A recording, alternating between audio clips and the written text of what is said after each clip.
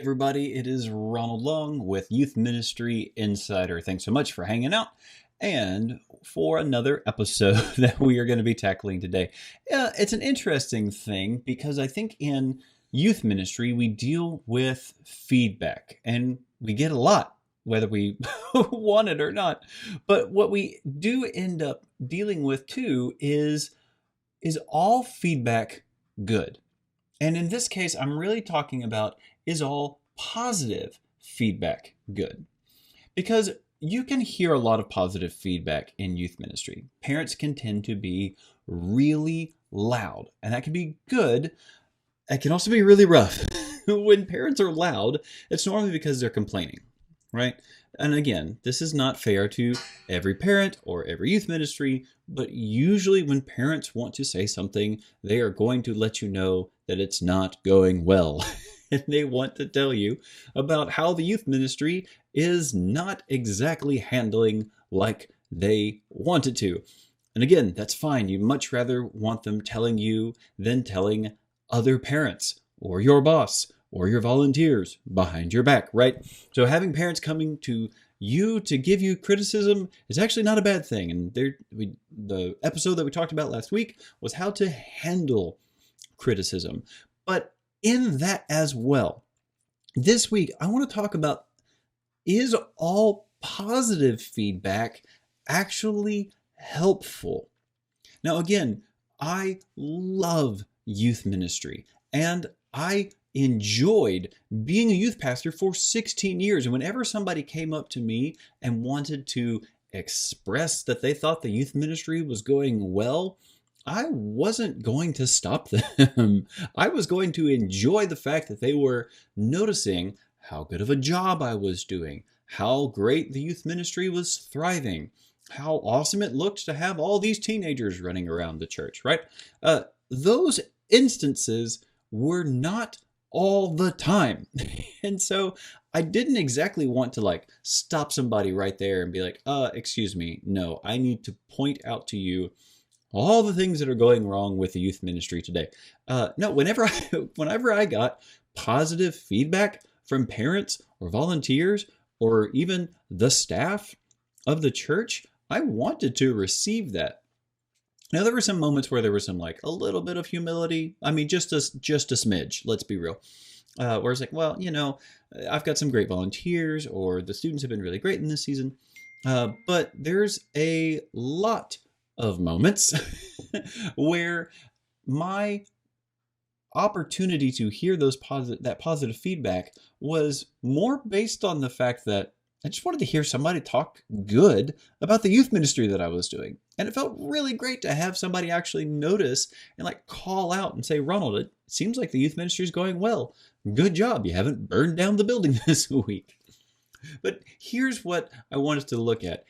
Is all positive feedback actually helpful? Meaning, should you take anything good that somebody says to you about the youth ministry as gospel truth and pat yourself on the back and say, man, okay, excellent, we're doing great, let's move on? Well, okay, so yes and no, right? Yes, it's always good to hear positive feedback. And if you never hear any positive feedback about what's going on in the youth ministry, then yeah, there's a high chance either something's not going well or you need to make some pretty significant adjustments, right away. Because most parents will be happy that you are loving their students. That you're taking time to invest in them, that you care so much about them that you would prepare a Bible study, that you enjoy spending time with them, playing games, going on retreats, etc., right? If you don't hear any positive feedback whatsoever, that might be a sign things need to change. If you hear positive feedback and don't do anything with it, that can actually be detrimental to you and the ministry as well. So, as someone who often wears rose-colored glasses, right, I tend to see things in the best possible light and not be very critical, especially of things that I care a lot about. It's good to take off the rose-colored glasses and inspect what looks like it's working, especially if somebody points it out to you. So the next time somebody points out something to you that seems to be going well, let's take a moment and inspect it. And I'll use an example of a retreat that we would do. In our ministry here and with middle school students, I would do a retreat every spring break. Now, it was weird because we called it a winter retreat because it technically took place in winter, but the retreat actually happened on spring forward weekend. And let me tell you, if there is a piece of advice that I could give to you, it would be have a retreat on spring forward weekend. I know that sounds counterintuitive, but here's the deal. You are on a retreat. And if you stay gone on the retreat that Sunday morning and you wait to come back, guess who's in charge of the schedule? You, the youth pastor. So you can build in an extra hour of sleep. You're welcome. I just saved your life. Okay, no, honestly, the retreat was a great experience. It was very much normal youth ministry, right? We would go to a retreat center. It was about 30 minutes away. We would do all the things that they had there, like mini golf and basketball and a ropes course. We'd invite a band to come along, as well as a speaker, tons of volunteers to have small groups. It was a great retreat. Honestly, it was one of the things that went off without a hitch most of the time. But what would happen is people would say, hey, this is going well. And I don't know, I'm the type of youth pastor who always wanted to be improving things. And so I wanted to take a moment to figure out why the retreat was going so well. Like, what was happening with it? So whenever I would get positive feedback, I would kind of walk through this list of questions. And so here's what I would suggest you do when you get positive feedback about anything that you do in your ministry, be it an event, be it a Bible study program, or just your demeanor with students, right? So when somebody tells you that something's going well, take a moment and figure out why. Is it something you are doing? Right, like, is it a thing that you have actually planned? For me, when I came into the ministry, they actually were only doing a middle school retreat every other year. And being in middle school, in our context, it was 3 years. So some students would get a retreat twice, and other students would get a retreat just the one time because they would get it just their 7th grade year and no other time. So when I got here, the first thing I said was, hey, this retreat was a lot of fun. Why don't we schedule it for every single year so that students they won't just go either once or twice, but they actually get to go, they have the opportunity to go all 3 years of their middle school ministry experience. I thought that was great. And so when someone would say, hey, I really enjoyed that my kid got to go to a retreat, I knew that was something I did. I fought for that. I tried to make that happen. And so since that was a thing that they were saying that they enjoyed, I could know, okay, yeah, I planned for that to happen. Yeah, so it is something that I am doing. And then people would say, hey, it looks like we had a lot of kids on that retreat. That's awesome. Well, if you've got a lot of kids showing up and you've got a lot of students participating in something, it's usually pretty good to look at your church ministry as a whole. Is your entire church growing, or is it just the youth ministry? There are seasons of church ministry where you're going to have more students. Typically, in the fall, more students are going to come than in the spring when, because of school and extracurriculars and busyness and schedule, students tend to drop off a little bit more. Well, that's good to know, and then inspect in the reverse. All right, if you don't have a lot of students in the fall, maybe something's going on that you need to fix and address. On the reverse side of that, though, if it's spring and you've got a lot of students coming, you're either maintaining your fall numbers or even, going above and beyond that, then it does seem like that's not just a season your church is going through. It's probably something you are doing as a youth pastor. Well, good job. Another thing to figure out is if someone gives you some praise, right? They give you feedback and it's really positive. You need to take a moment to look and see if that, what they're giving you feedback on, is a fluke or if it's something that it was intentional, right?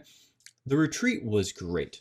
We actually had to end up planning a different retreat center than the one that we did. So we split it up. I was at my previous church for 10 years, 5 years to one retreat center, another 5 years to a different one.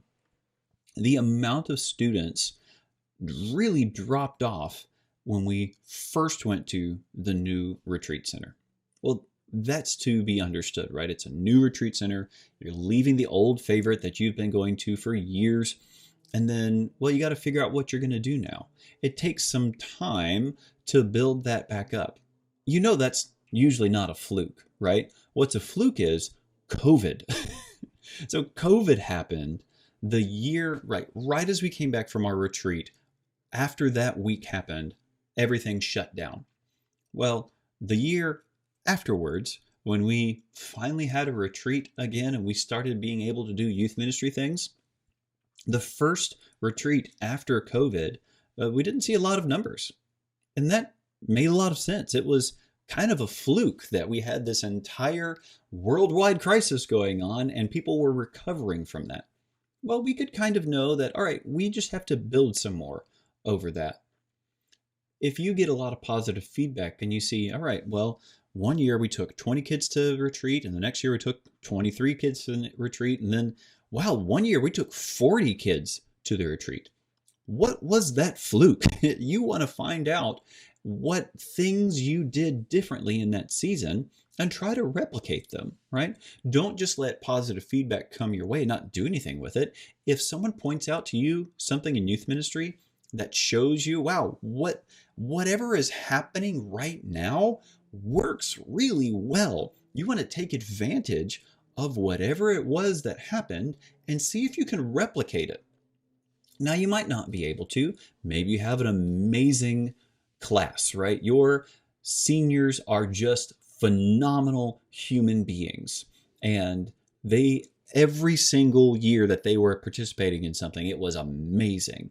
All right, well, maybe that's a fluke. It's hard to replicate that in a class again. But maybe the things you did with those seniors, something was special about it. And maybe you can replicate it again in the classes that are coming down behind them. So don't just take positive feedback like I would often do, but actually inspect it. Try to see, okay, what this person is telling me is that this particular part of our youth ministry is working really well. Great. What can I do to make sure we do that more? Try to see if there's anything that you can take from that, glean from it, and put it into practice in your youth ministry. Don't just receive the positive feedback. Make sure it might be something that you can actually replicate in the future and continue to grow your youth ministry as a result. Hey, youth pastor, you've got this. I believe in you. God's going to do some awesome things in your life. He might even do it sometime this week in youth group. Blessings on you. Have a wonderful, wonderful day. And if you don't mind, do me a favor. Do the internet things with this, please. Subscribe to the podcast, listen to it on YouTube, watch it on YouTube, subscribe to the YouTube channel, do some great sharing, some liking, some reviewing. It would honestly give me some positive feedback and it helped me feel better. I really appreciate you all so much. Y'all have a great day.